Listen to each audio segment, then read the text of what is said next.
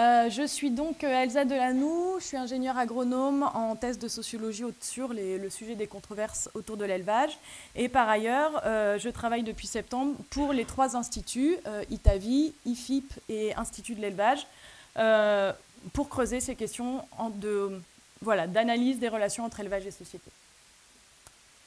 Alors, première étape, d'abord définir ce que c'est une controverse, parce que c'est quand même le mot-clé de la journée et c'est important qu'on ait tous la même définition. En sociologie, une controverse, ça se définit comme un conflit qu'on dit tripartite. C'est un conflit qui va opposer 2 parties prenantes qui ne sont pas d'accord, qui sont en désaccord. Et ce qui est important dans une controverse, c'est que ce conflit est public, et c'est le public qui va juger de la qualité des interactions, qui va finalement juger l'issue des débats. Et aussi, c'est un conflit, donc une controverse, c'est un conflit qui se structure autour d'une incertitude. Donc on est dans le cas où la science où les normes sociales ne permettent pas de mettre tout le monde d'accord. Ce qui est important donc à comprendre dans une controverse, c'est que le conflit est public et que l'enjeu, c'est pas forcément d'avoir raison, ça va être de rallier le public à sa cause. Pour rallier le public à sa cause, il y a plusieurs stratégies. On peut échanger des arguments. L'objectif de l'échange d'arguments va être de réduire la marge d'incertitude du public. On va avoir aussi des questions de contrôle d'image. Finalement, l'important pour rallier le public à sa cause, ça va être de gagner sa confiance, parce qu'on peut avoir raison, mais si le public ne vous croit pas, ce ne sera pas efficace pour rallier le public à sa cause. Et on va avoir aussi différentes stratégies de publicisation du débat ou de confinement, c'est-à-dire des acteurs qui vont tenter d'exposer publiquement le débat, la controverse, pour finalement essayer de concerner un maximum de personnes, alors que d'autres acteurs de la controverse vont au contraire chercher à maintenir le débat au sein d'un cercle considéré comme légitime à s'exprimer, un cercle un petit peu officiel. Il faut comprendre également qu'une controverse, c'est un processus, donc c'est quelque chose qui se déroule, c'est pas un instant T, c'est un processus qui est créatif. On part d'une remise en cause à un moment donné d'un consensus social, parce qu'il y a une incertitude autour de cette question. Et la controverse, au fur et à mesure des débats, au fur et à mesure des décisions qui vont être prises, au fur et à mesure du public qui va se rallier à une cause ou à une autre, vont se construire de nouveaux consensus sociaux. Et finalement, on aboutit à la modification des normes sociales. Donc c'est en ça qu'une controverse, c'est créatif, ça aboutit à la formation de nouveaux consensus au sein de la société. Et c'est aussi quelque chose qui se passe sur un temps long et même parfois très long. Il est difficile d'analyser une controverse à un instant T, il faut prendre son avant, son après, et essayer d'envisager son futur. Quels sont les points de désaccord, les points d'incertitude autour de l'élevage? On les a rangés en 4 grandes thématiques. On a des incertitudes autour de l'impact environnemental, l'impact acceptable des activités humaines sur les milieux naturels. On a des incertitudes autour de la façon d'élever les animaux, donc des désaccords sur la condition animale en élevage. Il y a des incertitudes dans la société autour de l'impact acceptable de la production animale sur la santé à la fois des animaux, mais aussi la santé des humains. Et on a des incertitudes un petit peu plus globales autour vraiment du modèle de développement qu'on souhaite se voir appliquer en agriculture, mais aussi plus largement dans la société.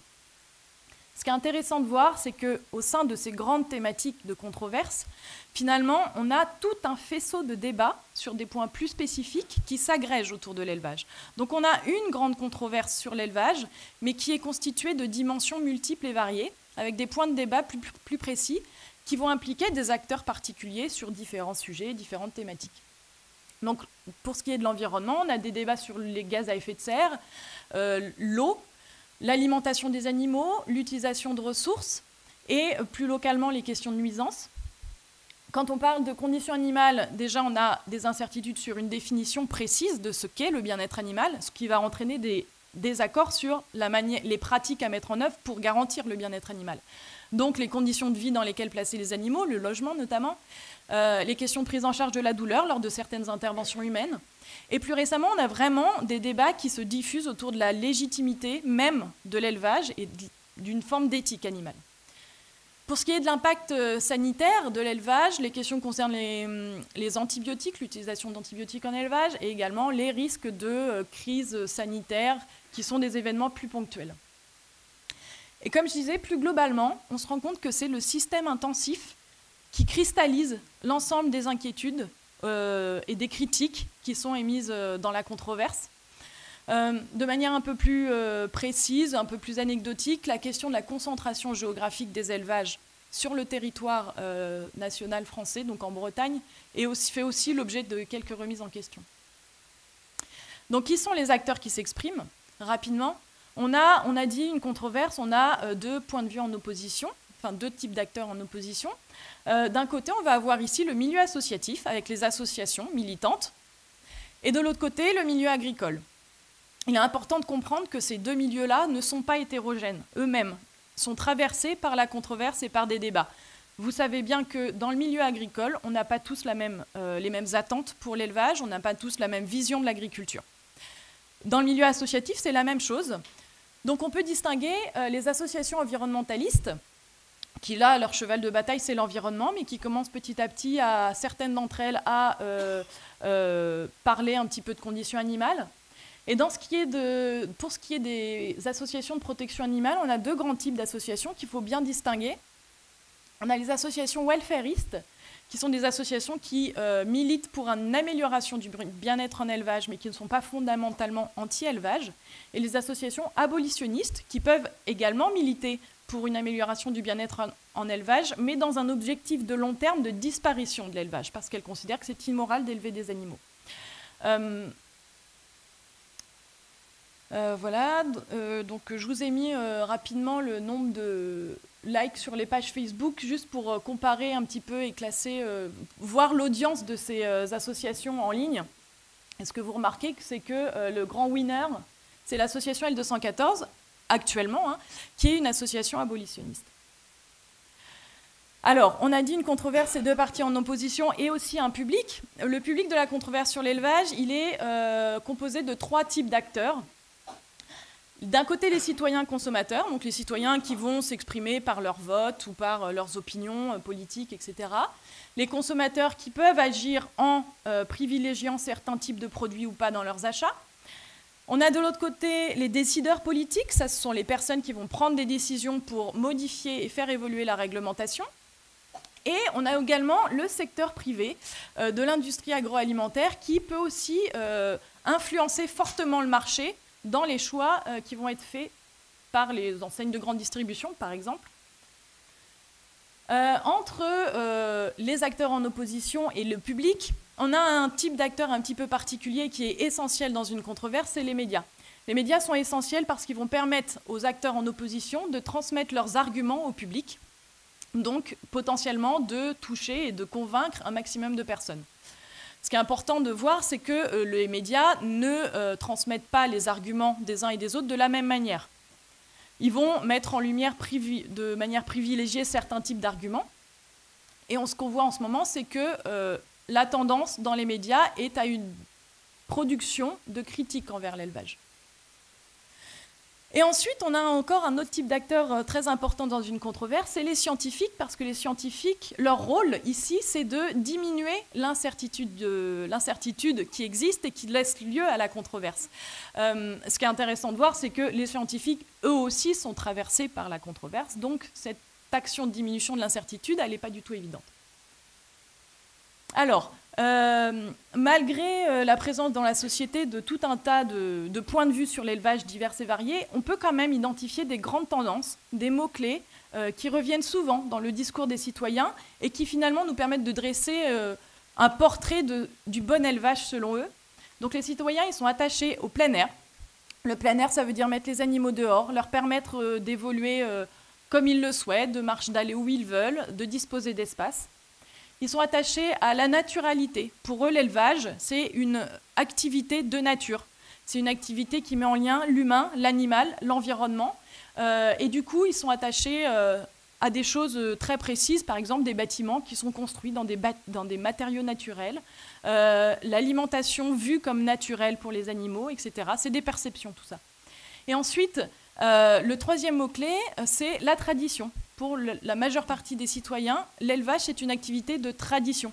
Et de tradition, ça veut dire quoi? Ça veut dire que c'est l'humain qui travaille. Ça veut dire qu'on a assez peu d'animaux. La tradition, c'est aussi quelque chose qui questionne la modernité en agriculture, et notamment l'emploi de robots qui peuvent aider le travail de l'éleveur, qui peut être perçu comme une manière de finalement remplacer le travail humain par des machines. Donc sur ce point, il faut bien expliquer que le travail en est facilité. Dans une controverse, finalement, quand on cherche à donner des arguments, le risque, c'est d'accentuer la conflictualité, de faire pire que d'améliorer les débats. Et ça, il y a plusieurs points de vigilance. Il faut essayer de surtout pas introduire des déséquilibres dans les propos des uns et des autres. Par exemple, comme je le disais au début, en définissant des acteurs qui vont être légitimes à débattre et à définir l'élevage parce qu'ils connaissent, parce qu'ils savent, parce que c'est leur métier, et d'autres pas du tout. Donc ils n'auraient pas le droit de s'exprimer parce qu'ils ne connaissent pas très bien le milieu. Et le rendre acceptable, finalement, cette notion d'acceptabilité, on l'a dit au début, c'est une notion qui introduit un petit peu un déséquilibre parce qu'elle, de fait, elle définit un domaine qui doit être accepté, donc des personnes qui doivent l'accepter et d'autres qui doivent le faire accepter. Ensuite, introduire un clivage entre agriculture et société, donc comme je disais, ça c'est un risque d'accentuer la conflictualité parce qu'aujourd'hui, on se rend compte que finalement, la société, enfin ce clivage entre agriculture et société, il vole en éclats. La société a de plus en plus envie de comprendre comment on produit les aliments qu'elle consomme. Et ensuite, discréditer un certain type d'acteurs parce qu'ils ont des formes de connaissances différentes, ça c'est compliqué. C'est un risque également de considérer que des arguments ne sont pas valables parce qu'ils touchent à l'affect ou à l'émotion, alors que d'autres arguments sont rationnels et donc sont plus proches de la vérité. Finalement, l'important ici, ce n'est pas d'avoir tort ou raison, c'est de ne pas discréditer le point de vue de son interlocuteur. Ensuite, le risque aussi, c'est de hiérarchiser les énoncés, donc de réfléchir sur des pratiques particulières en élevage, par exemple, alors qu'aujourd'hui, finalement, on a également une remise en question du rôle social global de l'élevage, et c'est une question aussi qu'il faut se poser, quel est le rôle de l'élevage dans la société. Et aussi la question de la faisabilité technique, de mise en place d'alternatives, ou faisabilité économique, qui est une question bien sûr à se poser, mais a priori, c'est une question qui peut empêcher de se poser, de remettre en cause qui peut empêcher de penser ce qui met trop en cause le modèle dominant, alors que finalement des alternatives pourraient éventuellement être trouvées. Donc ce qui est important, c'est de bien connaître tous les énoncés qui questionnent l'élevage, même ceux qui gênent, même ceux qui remettent fortement en cause le modèle dominant, pour pouvoir y apporter des réponses adaptées. Ensuite, on se rend compte aussi qu'il y a des arguments plus ou moins efficaces. Par exemple, la réponse réglementaire, l'argument type, je respecte la réglementation en termes de bien-être animal, par exemple, donc mes animaux sont bien. Ça, finalement, c'est un argument, on se rend compte qu'il est assez peu efficace parce que déjà, les gens se méfient de la véracité du fait que les agriculteurs respectent les normes. Et ensuite, on a différentes valeurs attribuées à ces normes réglementaires. Pour certaines personnes, respecter la réglementation en termes de bien-être animal, ce n'est pas suffisant pour garantir le bien-être de l'animal. Ensuite, la réponse technique, c'est une réponse qu'on entend aussi souvent dans le milieu de l'élevage, des réponses qui sont parfois difficiles à comprendre par le citoyen qui ne connaît pas bien l'élevage. Déjà, répondre techniquement à des questions d'éthique ou de morale autour de l'élevage, ce sera inadapté. C'est une réponse qui ne répond pas à l'inquiétude première. Ensuite, parfois, répondre techniquement à ces questions, c'est impossible, parce que, encore une fois, en élevage, on a des questions qui concernent l'éthique et la morale. Ce qui est important, finalement, et ce qu'on s'est rendu compte au cours de nos travaux, c'est de rétablir une forme de confiance. Donc c'est ce que je disais au début, rallier le public à sa cause, ça passe par gagner, dans un premier temps, gagner la confiance du public. Et une des manières de gagner la confiance du public, c'est l'intégration sociale. L'intégration sociale des éleveurs, notamment à l'échelle locale, aller discuter avec ses voisins, s'impliquer dans la vie locale, et c'est une manière de répondre directement aux raisons de se méfier des gens, montrer son exploitation, etc. Donc pour conclure sur ce point-là d'introduction, on se rend compte qu'on a vraiment actuellement une montée en puissance des préoccupations à l'égard de l'élevage. ça a petit à petit des impacts sur la consommation, qui sont pour le moment plutôt faibles, mais qui existent. C'est une tendance de fond. On le verra plus tard, mais on le retrouve également dans d'autres pays européens. Ça ne concerne pas que la France. Il y a certaines pratiques qui, même quand on les explique techniquement, rationnellement, restent inacceptables pour les sociétés, pour nos concitoyens, pardon. Et tout ça, ces controverses, petit à petit, on se rend compte qu'elles influencent les pratiques et qu'on a une mise en place de nouvelles formes de normes réglementaires et des nouvelles normes professionnelles dont on parlera plus tard. On remarque également que la controverse sur l'élevage, elle est très liée aux pratiques de consommation des gens. Actuellement, on a l'émergence de plein de nouveaux modèles alimentaires, que ce soit autour de cette fréquence de consommation de viande, le flexitarisme, végétarisme, ou bien de la provenance un petit peu des produits. Est-ce qu'on consomme local? On développe un goût pour le naturel, pour le terroir. On a aussi des tendances plus économiques, avec des régimes alimentaires sur l'équitable, la juste rémunération des producteurs, autour de circuits courts. Mais ce qui est important, c'est que même si ces justifications-là, elles sont différentes, elles s'incluent dans des dimensions différentes, elles convergent tous vers la remise en question d'une forme de production qui est vue comme industrielle. Et une des questions qu'on peut se poser aujourd'hui, si on dit que la controverse, finalement, elle participe à la mise en place de nouveaux consensus sociaux, quel est le consensus social qui est en train de se mettre en œuvre aujourd'hui? Est-ce que finalement, on n'est pas vers la mise en place d'un consensus un petit peu welfariste, dans le sens où les préoccupations autour du bien-être animal et les exigences autour du bien-être animal sont de plus en plus importantes, sans une remise en cause fondamentale de l'activité d'élevage? Et voilà.